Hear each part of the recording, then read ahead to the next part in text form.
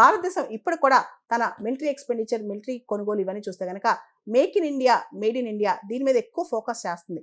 అయితే ఇప్పటికి కూడా రష్యా స్పేర్ పార్ట్స్ మీద, రష్యా మిలిటరీ ఎక్విప్మెంట్ మీద భారతదేశం ఇంకాస్త ఎక్కువగానే ఎంగేజ్ అవుతుంది. అంతేకాదు ఇండో పసిఫిక్ రీజియన్తో భారతదేశం ఎక్కువగా కనెక్ట్ అవుతుందని కూడా ఈ రిపోర్ట్ చెప్పిందనమాట. సో భారతదేశం self Reliance in defence, make in India in defence అనేది భారతదేశం ప్రమోట్ చేస్తుంది.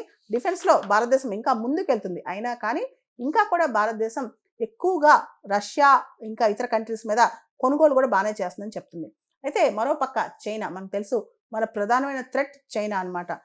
2020లో గాల్వన్ వ్యాలీ అటాక్స్ మనం చూసాం. కానీ ఈ మధ్య కాలంలో మనం చూసాం దెమ్చాక్, దెప్సాంగ్ ఈ ప్రాంతాల్లో డిసెంగేజ్మెంట్, డీఎస్కలేషన్ కోసం మనం ఇండియా చైనా ఇద్దరు కూడా ఒప్పుకున్నాయి. కానీ ఇది శాశ్వతంగా ఉండదు. మళ్ళీ ఇండియా చైనా ఖచ్చితంగా ఏదో ఒక స్థాయిలో కొట్టుకుంటాయని చెప్పి కూడా ఈ రిపోర్ట్ ఇండైరెక్ట్గా చెప్తుందనమాట.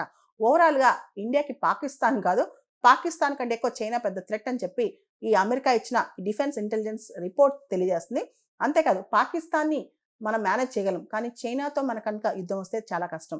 అండ్ ఇంకా చైనా పాకిస్తాన్ ఫ్రెండ్షిప్ రోజు రోజుకి పెరుగుతుంది, తగ్గట్లేదని కూడా ఈ రిపోర్ట్ చెప్తుంది.